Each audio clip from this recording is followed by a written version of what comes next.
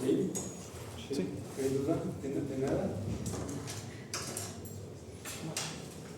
Recuerden que esto está basado precisamente en lo que es el funcionamiento del bloque de Schwarz. Lo que es, como dice aquí, la formación de la orogénesis, la mide y sería. Aquí están.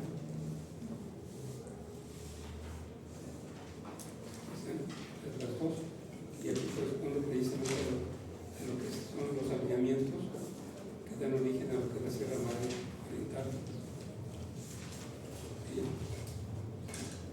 ¿Cómo se obtuvieron estos datos que están aquí? Los obtuvo Viniegra Osorio de Pérez, el que está indicando ahí.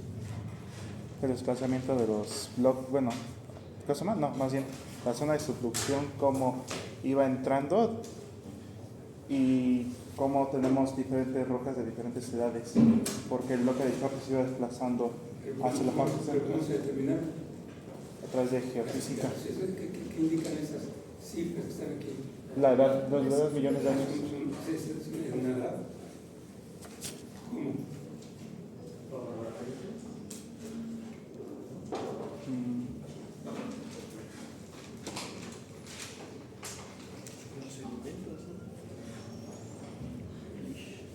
¿Cómo lo determinaron? Por... ¿No dijo las secuencias sedimentarias? No. A ver, déjale oportunidad. ¿Las secuencias sedimentarias? ¿Por qué? ¿Por las secuencias sedimentarias? ¿Cuáles? Ah, las de Flish. Las Flish. ¿Flish? ¿El flish? ¿Qué es un flish?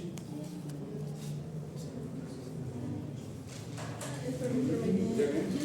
Ahí está la falla de todo. Son las secuencias sedimentarias. Son Si secuencias hacen sedimentarias. tu tarea o no hacen la tarea, ahí tienen problemas. A ver, ¿quién sabe lo que es un Son depósitos sedimentarios bueno, que presentan condiciones de levantamiento y pues tienen fósiles, en este caso, ¿Qué tiene? fósiles. Fósiles. ¿Pero qué es el flish? Pues son estos depósitos sedimentarios que se encuentran En la zona marginal. En la zona marginal. ¿De qué? De las zonas elevadas. ¿De qué? Pues de los La gran falla de ustedes. de los cerros, en este caso. No hacen la tarea. Si hacen las tareas, son datos de aquí de clase. Son notas de clase, no son eso.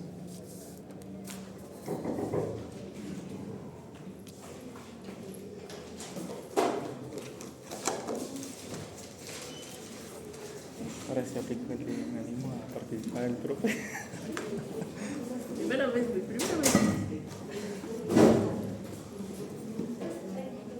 Entonces, ¿qué es un flish?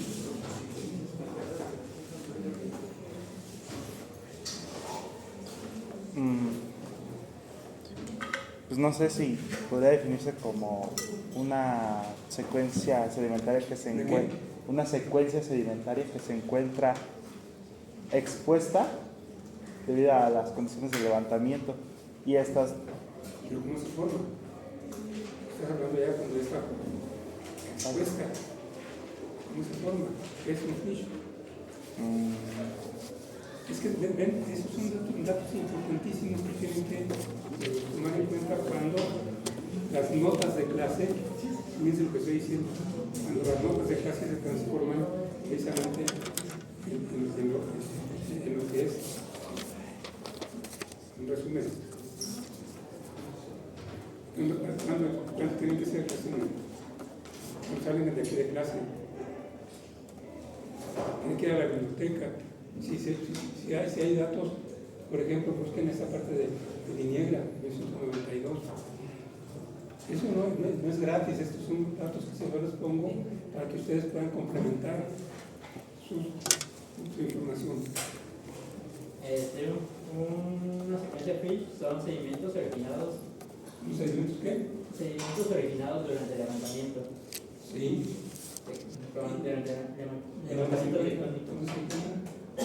En la zona marginal. En la zona marginal de la zona de levantamiento. ¿Y qué más? Pues presenta fósiles de elementos marinos. Muy a menudo presentan elementos marinos. En este caso en México, esto es la gran ventaja, que estos son sedimentos, ¿sí?, marinos. Cuando se llevó a cabo precisamente la formación de estos friches.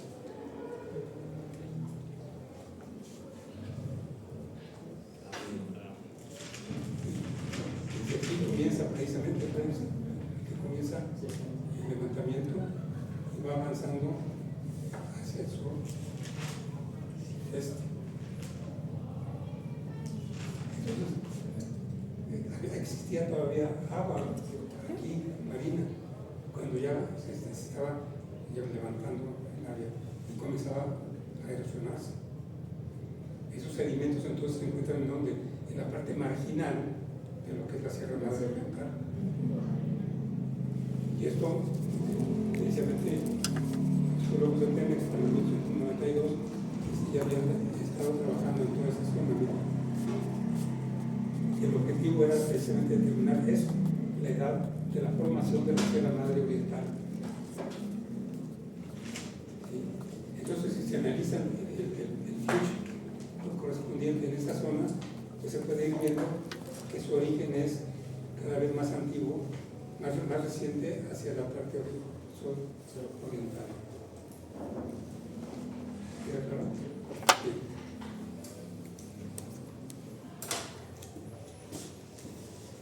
¿Qué más vimos?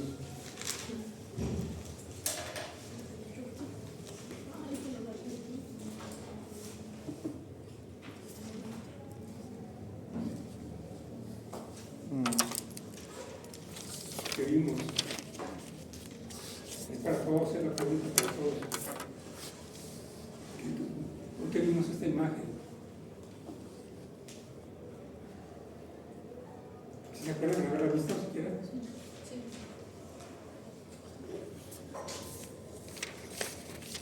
¿Ven? Si no hacen su tarea en la casa, después de que toman las notas aquí, pues no se les va a quedar nada. ¿Por qué? Porque solo cuando hacen su resumen de la clase es cuando se van a grabar los datos. ¿Por qué? Porque el que escribe lee dos veces. El que escribe lee dos veces. ¿Por qué se dice eso? El que escribe lee dos veces. Porque para poder escribir requieres tener en la mente ya la estructura de lo que vas a escribir. Entonces necesitas primero tener la estructura mental y luego, cuando estás escribiendo, estás entonces repitiendo lo mismo. Pero eso confirma pues lo que corresponde a una imagen en este caso. Aquí está Morán Centeno et al. 2005. ¿Alguno de ustedes revisó la bibliografía? ¿Intentó siquiera saber quién es Morán Centeno? ¿Y qué hizo?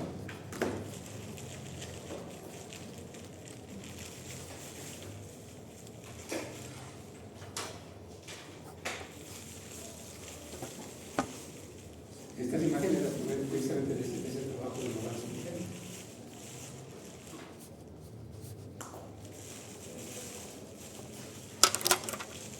Para que vieran ustedes cómo el bloque de Chortis, en cuanto a su formación y a su desplazamiento, ha tenido diferentes hipótesis.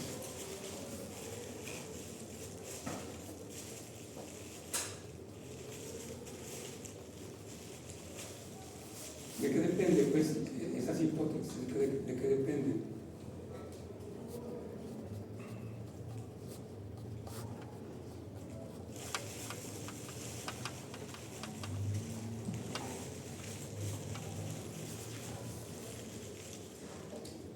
Ese es el 2005, miren.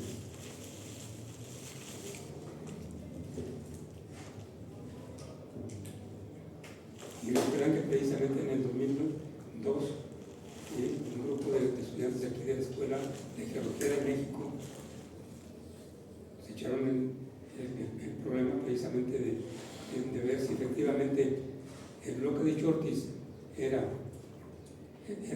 era autóctono, o sea que estaba aquí pegado y después se desplazó, o realmente, como decían en la universidad, que era completamente alóctono, que había llegado, quién sabe de dónde, desde Australia, decían algunos, otros que habían llegado de Canadá. Era de... Ay, no sé. Entonces, esto es muy importante, esto que les estoy diciendo ahorita. ¿Por qué? Porque en los exámenes ustedes tienen que tener también las interpretaciones de las imágenes que tienen aquí, no únicamente las imágenes.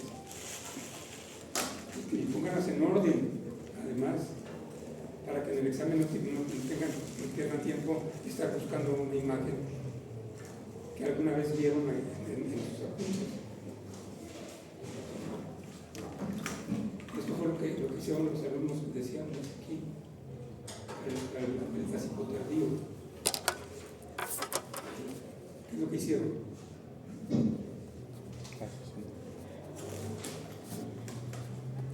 ¿Y qué demostraron entonces? Lo que es alóctono o autóctono. ¿Perdón? Habla fuerte. Es autóctono, es decir, que estuvo unido aquí en esta parte. ¿Cómo se toca? ¿Cómo supieron los alumnos que era autóctono? Por los fósiles que encontraron. ¿Cómo? Por los fósiles de amonites que dijo. No únicamente los fósiles, sino que las secuencias sedimentarias que ven ustedes aquí, estas secuencias, estas son secuencias sedimentarias, ¿sí?, que atraviesan la parte de Centroamérica y la parte de México, ¿sí?, son continuas, es decir, no únicamente se encuentran aquí en la parte de México, sino que se encuentran también en la parte de lo que es el bloque de Chortis. Para esto, ¿qué tuvieron que hacer? Tuvieron que informarse primero de la información de lo que es América Central en esos días. Y tuvieron que utilizar el inglés. Y esto es muy importante lo que les estoy diciendo.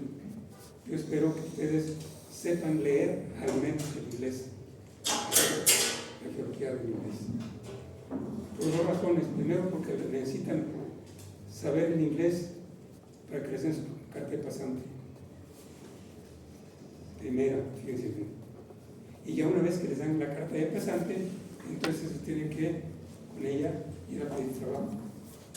Y ahí viene la segunda parte. Entonces, ojo con eso, con lo del inglés.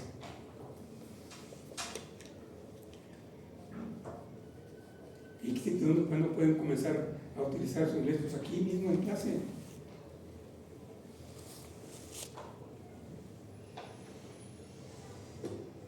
Entonces, nuestros alumnos, lo que hicieron fue hacer esas secciones aquí, acá, ¿sí?, y encontraron que efectivamente hay una continuidad de las secuencias, ¿sí?, desde lo que es la parte del norte hasta la parte del sur.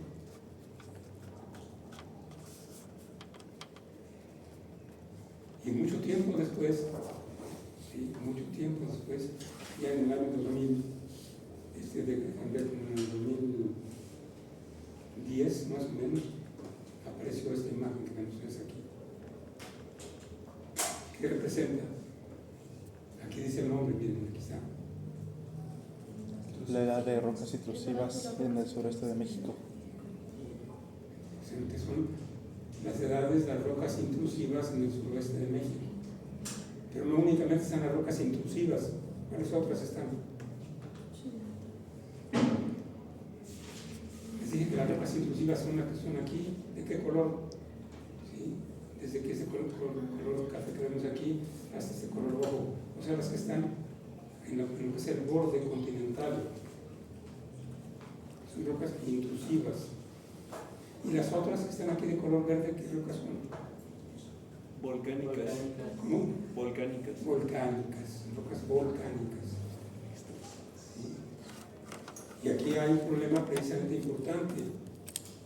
¿Por qué? Porque en toda esta zona que vemos aquí, vamos a ver que está ocupada por lo que se llama el Cinturón Volcánico Transmexicano.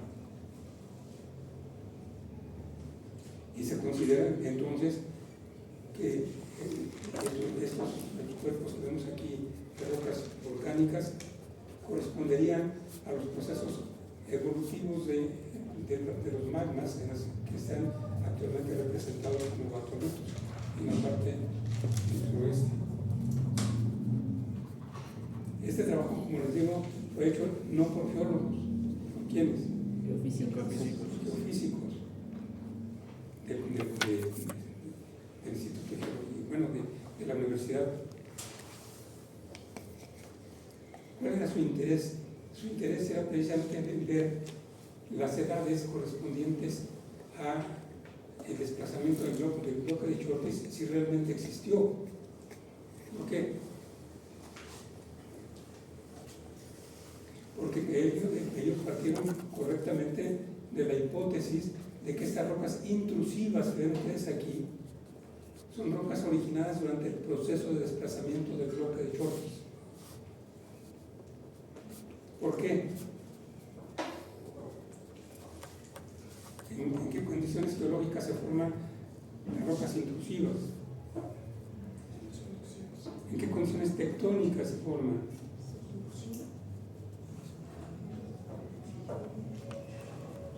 Son las mismas preguntas que les hice antier.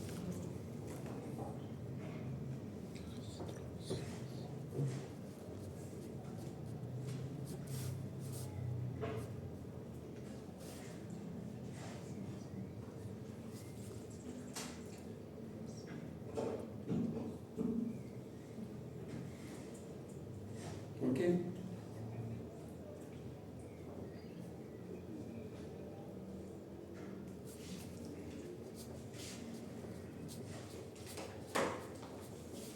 Decíamos que si estaba el bloque de Chortis desde aquí hasta acá, Aunque la subducción iba avanzando. y ahora sabemos que hay un desplazamiento. ¿Por qué sabemos que hay un desplazamiento? Porque los platonitos que vemos aquí, las rocas intrusivas, tienen edades, si se fijan, variables desde el noroeste hacia el sureste. Pero eso es una cuestión de tectónica de placas. ¿Por qué?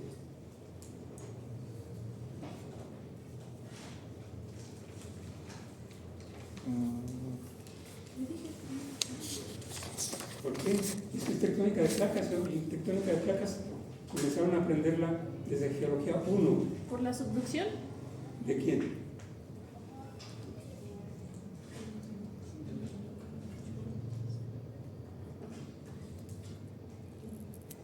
¿Cómo se caracteriza una zona de subducción? Es Geología 1 eso, ¿eh? O sea que cuando entraron ustedes comenzaron a aprender eso. Bueno, a lo mejor no aprendieron, pero deberían de haber comenzado a aprender entonces.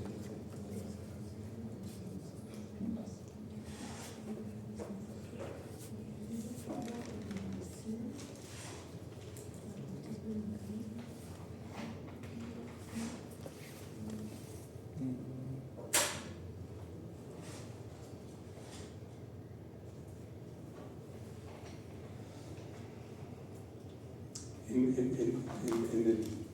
el examen anterior tuvieron que estudiar lo que vimos aquí de geología precisamente del Mesozoico. ¿Sí se acuerdan? Bien. Una de las cosas importantes que vimos también desde el punto de vista de la interpretación de rocas ígneas y sedimentarias fue lo que son los bordes de lo que es la península de Yucatán. ¿Y por qué precisamente se llegó a la conclusión que la península de Yucatán no se ha movido? Sino que lo que se ha movido son los bloques arriba y abajo, por así decirlo. Lo que es al noreste y al suroeste.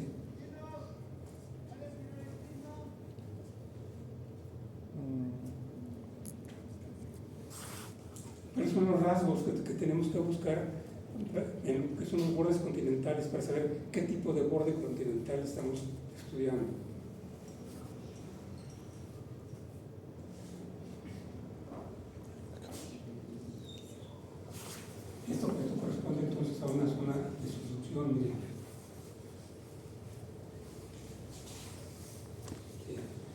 aquí, precisamente el bloque de Chortis, entonces la zona de solución que hasta así se la esquema en la clase pasada.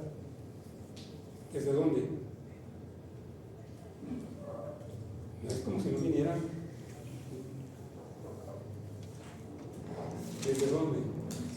Desde lo que es el borde occidental de la península de California. Ah, sí. ¿Sí o no?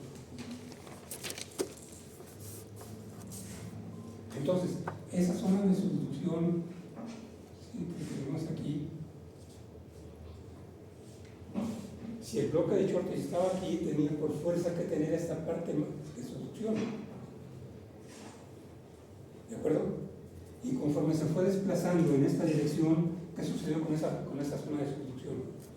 Se tuvo que ir desplazando paralelamente, así. Pero esta parte de aquí se convierte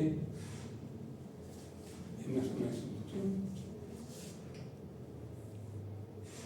Como consecuencia, entonces, conforme va avanzando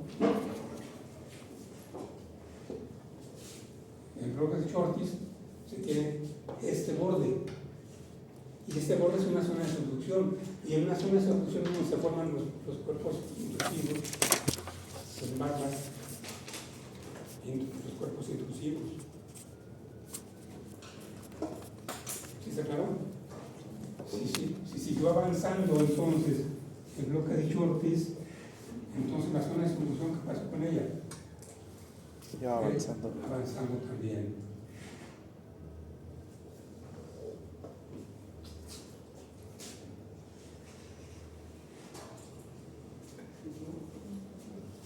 Entonces, la zona de subducción que tenemos, ¿cómo se conoce como la zona de subducción de Guerrero, es más de México o de Acapulco? ¿Sí? Fue desplazándose, como ven ustedes aquí. Y estas edades que tenemos aquí, que corresponden a este tramo, geológicamente hablando, para este tiempo. Por eso que estos son datos tan importantes.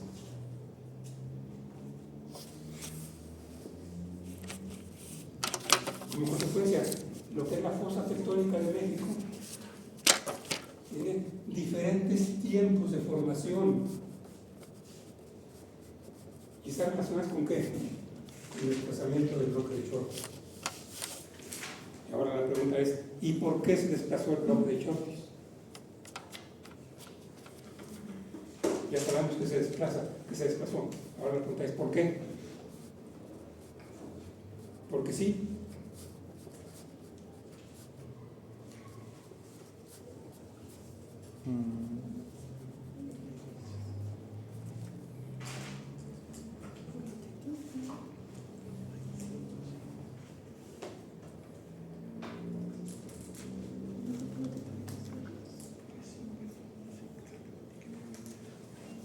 No.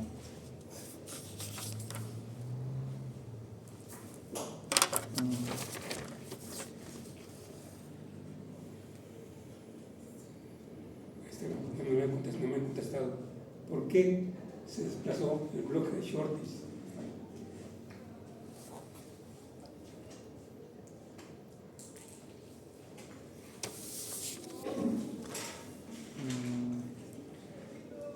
Tal vez porque se generaron fuerzas de cizalla, porque entró en diagonal. ¿Por qué? O sea, entró en diagonal, como dice, y se generaron esfuerzos de cizalla. Sí, pero ¿cuáles son los esfuerzos? Ahí está la respuesta de por qué. Los esfuerzos intervinieron ahí. Si hay roca volcánica, entonces podría ser esfuerzos de extensión. Sí, las rocas que están verdes son rocas volcánicas. Las rocas que están en rojos son rocas ígneas intrusivas, que pueden ser equivalentes a lo que son las rocas volcánicas que están arriba, lógicamente. Pero la pregunta es, ¿por qué se desplazó el bloque de Chortis? Es más, ¿por qué está desplazando? Porque está desplazando todavía.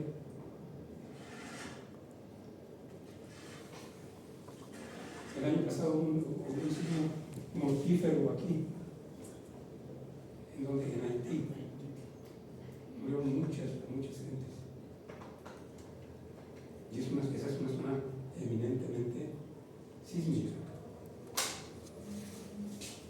Pues corresponde al mismo proceso de lo que es el desplazamiento del bloque de Chortis. Originalmente iba en esta dirección y después siguió en esta dirección. Aquí está la historia. ¿Por qué? Porque precisamente esta que está aquí, que es la dorsal. Esto que vemos aquí es la dorsal del Pacífico. Que ya existía desde hace muchísimo tiempo. Entonces la dorsal partió a la placa Farallón en Cocos. ¿Cómo se llama? No, la Farallón es otra. Es que había leído que cuando llegó a México se partió y se hizo la de Cocos y la de la otra, no recuerdo cómo se. No sé si es Nazca, no recuerdo. Pero que se partió y se hicieron esas dos placas.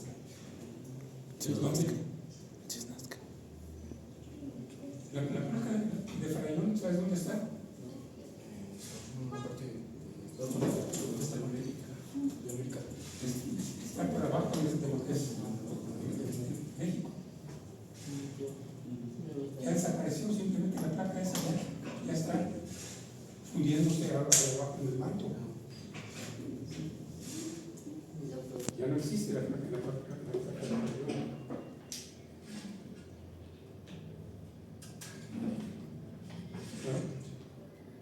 Entonces, en esta parte, esta placa está también los físicos la tienen detectada aquí, pero por debajo.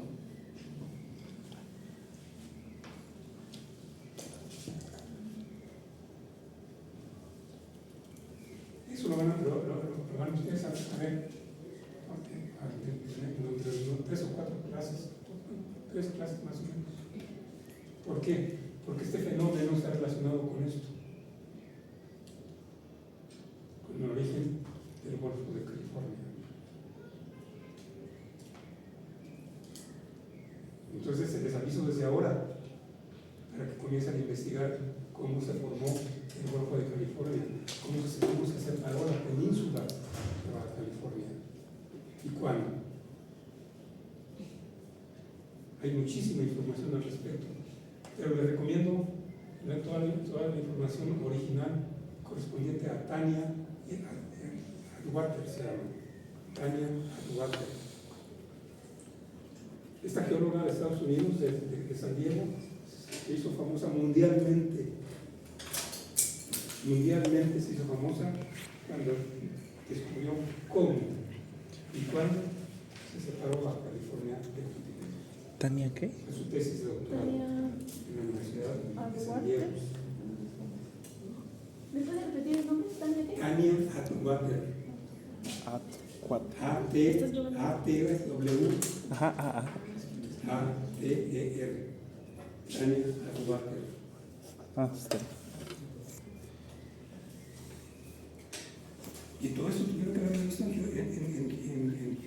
se llama? Tienen una clase que se llama ¿qué?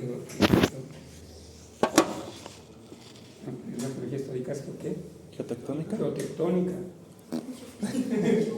El curso de geotectónica es precisamente tiene como objetivo Yo sabía resolver problemas geológicos. geológicos con base en la tectónica. Ya lo metiste. La geotectónica. Con la Nayeli. Y todos esos son problemas precisamente de ese tipo. Porque es lo que nos hace pensar cómo se mueven las placas y bajo qué condiciones se forman y cómo se van deformando también.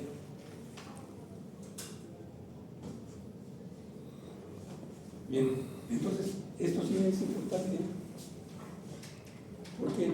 Porque esto está relacionado con un problema que no únicamente está marcando este hecho de que el bloque de Chortis se desplazó y se sigue desplazando hacia el este, sino la formación de ¿qué? La zona de subducción.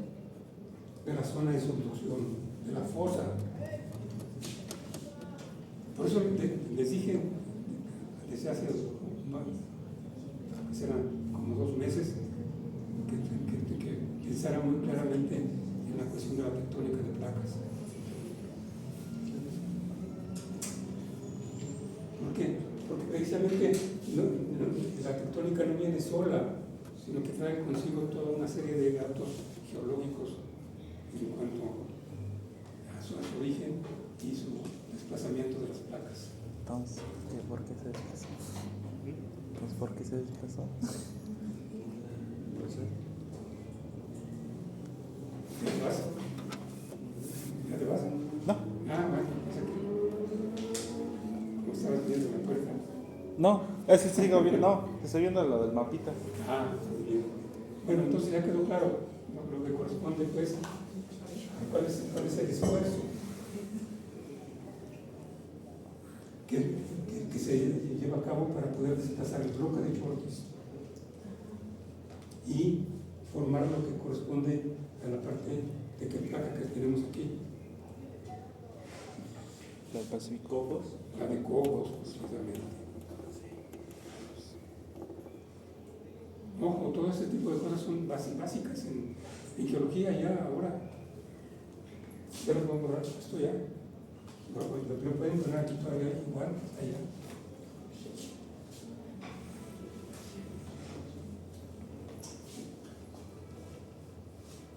Y esos pueden ser exámenes que se hagan cuando pidan trabajo.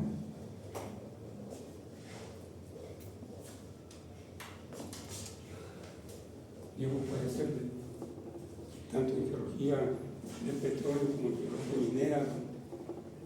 Pues la geología precisamente histórica ocupa todo lo que corresponde a la geología en general.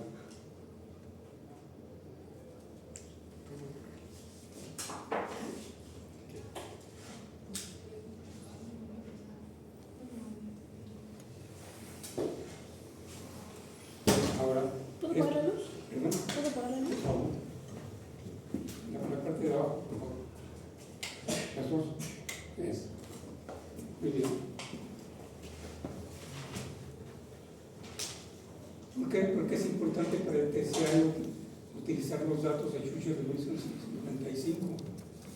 Porque los datos se utilizan secuencialmente desde el precambio, recuerdan, hasta lo que es precisamente lo que estamos viendo aquí, que es el terciario. ¿Por qué? Porque son datos que son sumamente elementales en geología, pero sumamente elementales, pero de gran importancia tectónica.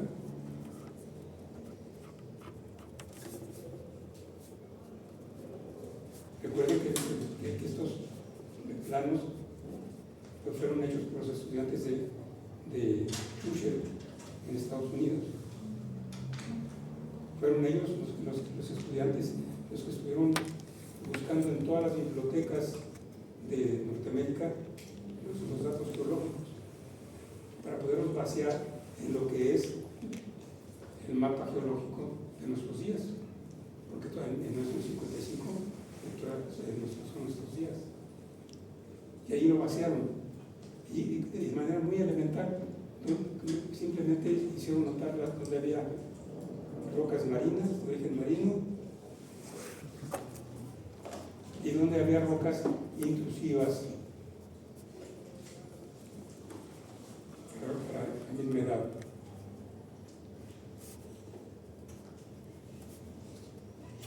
Y bueno, si aquí están las rocas marinas en esta parte de aquí, estos son los límites que yo puse correspondientes al bloque de Texas. Entonces aquí la pregunta es, ¿hasta dónde estaba inclinada precisamente el bloque de Texas? ¿Para qué tiempo? Para el Paleoceno. Hacia el Golfo. Hacia el Golfo. Hacia el Golfo. ¿Hacia dónde? Hacia el Golfo. Hacia el Golfo. Bravo. Muy bien. Y acá en la parte occidental se encuentran esos cuerpos intrusivos. ¿Cómo? Que está eso. Ah, los ¿no? batolitos. Que están indicando ahí. Batolitos. Batolitos. ¿Cómo? Batolitos. ¿Batolitos? Son atolitos, son rocas intrusivas del Paleoceno. Y estas que vemos aquí, son del Mioceno. ¿Qué nos está indicando? Una zona de subducción. Más o menos que La zona de subducción. Una zona de subducción. una zona de subducción, ¿dónde? Pues en la parte de De California. California. De Oregón. Entonces. Aquí efectivamente una zona de subducción en esta parte de aquí. Como no determinaron las edades exactas de los atolitos, más que únicamente paleoceno, bueno, pues los consideramos paleocenos, pero está relacionado precisamente con lo que es la acción de subducción de la parte occidental del bloque de Shortis. Pero esto corresponde al terciario, no al mesozoico. Acuérdense, en el mesozoico no funcionó esto. ¿Por qué? Y eso lo vimos precisamente aquí, lo vimos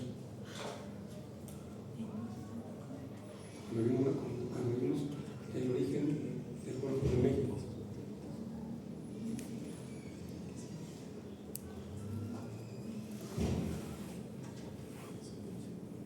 Vimos que durante el Jurásico precisamente se formó el piso oceánico del Golfo de México, que son rocas ígneas, precisamente son basaltos principalmente, bueno, no casi exclusivamente aquí, ¿sí? Y se formó una zona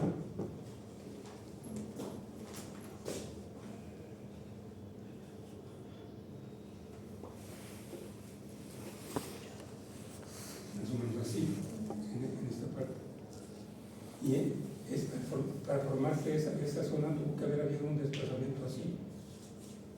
Sí, eso sí. Pero para que se haya podido mover este bloque tuvo que haberse formado acá una zona de subducción por fuerza.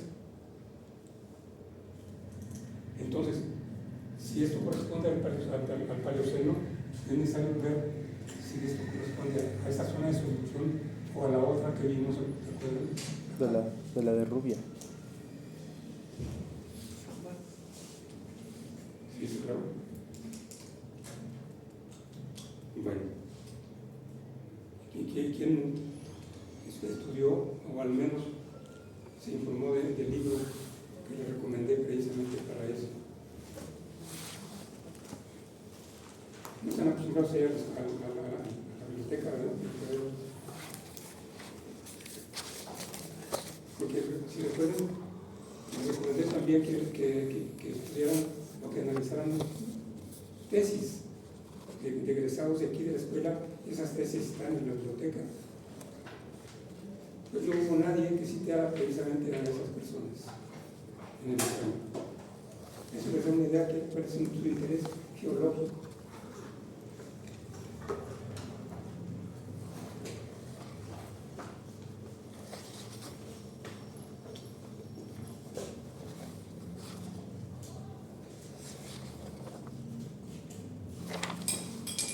Bien, entonces para lo que es el Paleoceno, este sería el mapa de Churchill.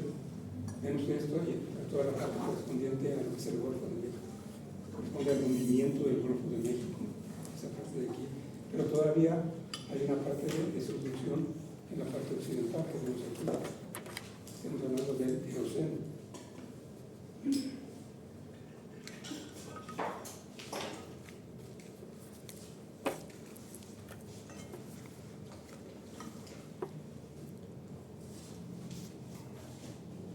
Entonces, igual como se interpretó esta parte de aquí, se interpreta esta parte de acá, para un tiempo más reciente. Y no sé si ya comenzaron siquiera a leer las tablas. ¿Qué tienen que hacer con esas tablas?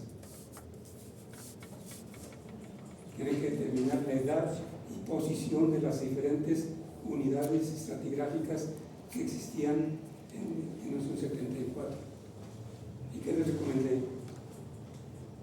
Que una vez que hicieran esto, hablaran a dónde? Al sistema geológico, al área de estratigrafía. ¿Para qué? Para saber si estas unidades todavía están validadas por ellos o no. pero al menos aquí y en el libro de López Ramos está la descripción de estas unidades histológicas. Pero es muy probable que no hayan abierto ni siquiera el libro de López Ramos.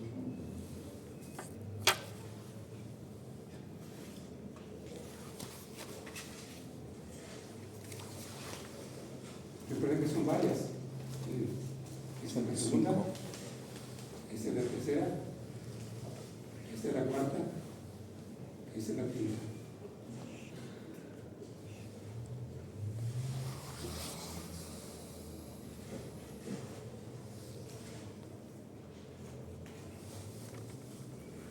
¿Tienen preguntas?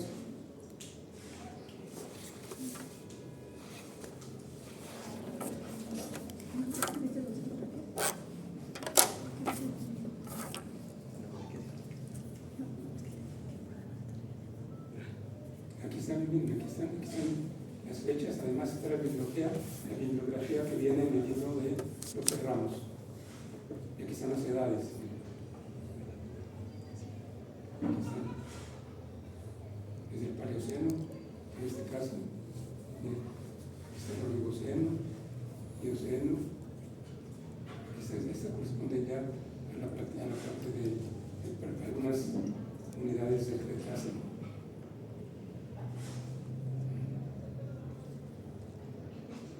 Aquí están el Mioceno, Eoceno, Oligoceno. Ojo con esta porque esta es del Cretácico.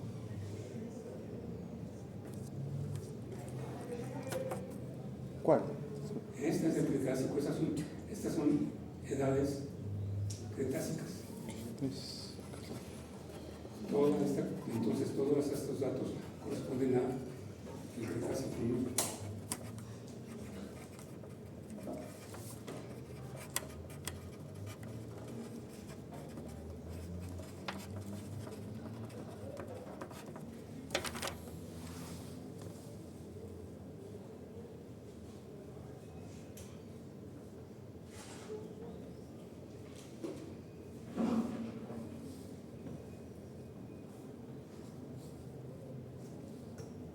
Y esto corresponde precisamente a lo que es la interpretación que hizo el ingeniero López Ramos en el 78 con los datos de las tablas que acabamos de ver.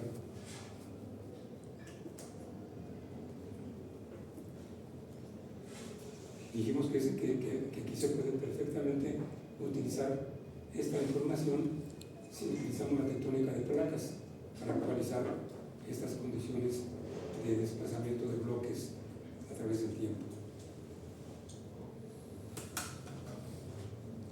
Pero en su examen ninguna persona utilizó los datos de López Ramos. ¿Sí? Y casi nadie, creo que únicamente una persona hizo un esquema de uno de los de Churchill.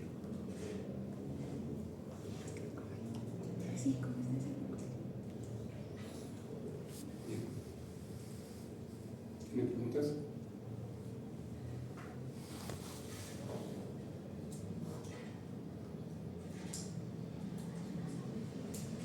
Aquí está el desplazamiento precisamente del bloque de Chortis durante el Eoceno. Vean la zona de subducción, aquí están.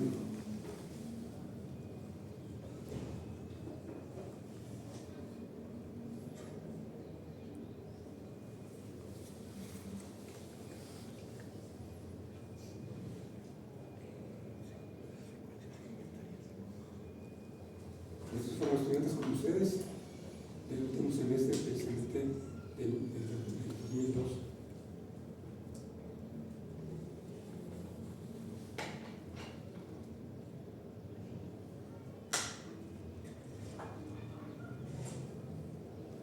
Y luego vimos en la clase pasada lo que es precisamente ese proceso compresivo hacia la parte nororiental, originada por el desplazamiento del bloque de Chortis. ¿Qué tipo de desplazamiento es el que efectuó el bloque de Chortis? ¿Cómo se llama ese proceso?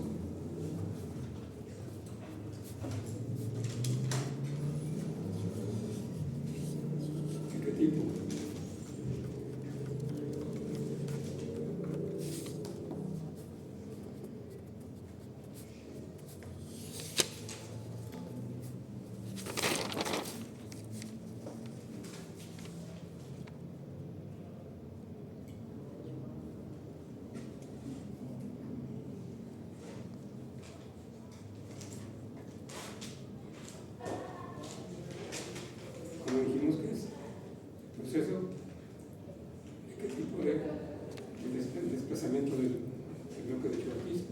¿Lateral? ¿Lateral? Transpresivo. Transpresivo.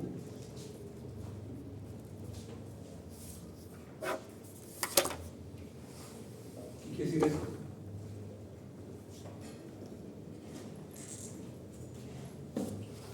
El desplazamiento es este, pero el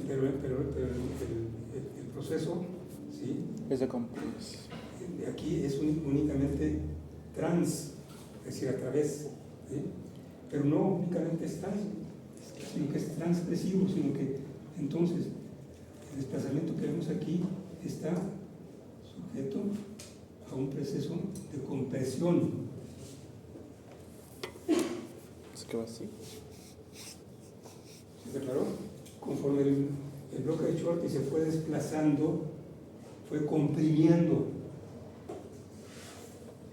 Por eso se llama transpresivo el proceso. Y por eso precisamente es que se tienen toda una serie de cambios en lo que corresponde a la petrología ígnea y metamórfica de toda esa zona. Y metamórfica, pues, ígnea y metamórfica. Porque cuando algunos han aceptado ya la idea de que Chortis estaba aquí desplazándose, ¿sí? Pensaban que era únicamente un desplazamiento lateral. ¿Sí? Pero resulta que no es únicamente un movimiento lateral, sino que es un movimiento transgresivo. El movimiento lateral está sujeto a la compresión conforme se va desplazando el bloque. ¿Está claro? ¿Cómo se sabe que existió eso, ese proceso transgresivo? Porque existen toda una serie, además de los atolitos, los cuerpos intrusivos, en toda esta zona, en mayor o en menor intensidad, existen rocas metamórficas.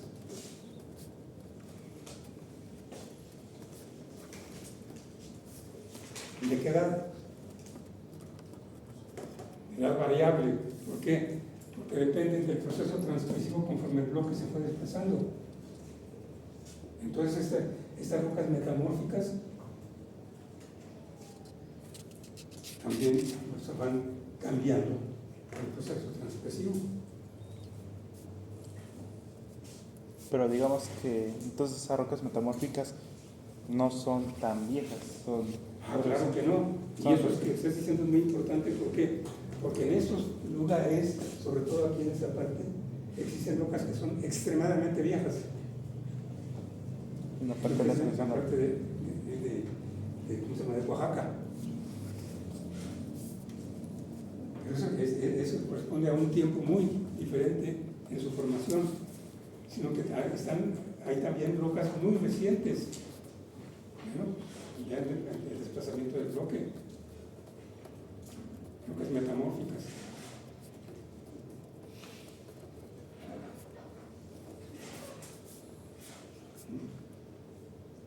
Entonces eso originó muy grandes problemas en cuanto al entendimiento del proceso. ¿Por qué? Porque las rocas conocidas, pues entonces tenían diferentes tipos de edades de metamorfismo. Pero en algunos casos casi se consideraba aberrante el hecho de que hubieran rocas, por ejemplo, aquí en Oaxaca, que correspondieran precisamente al complejo oaxaqueño. ¿De qué edad es el complejo oaxaqueño?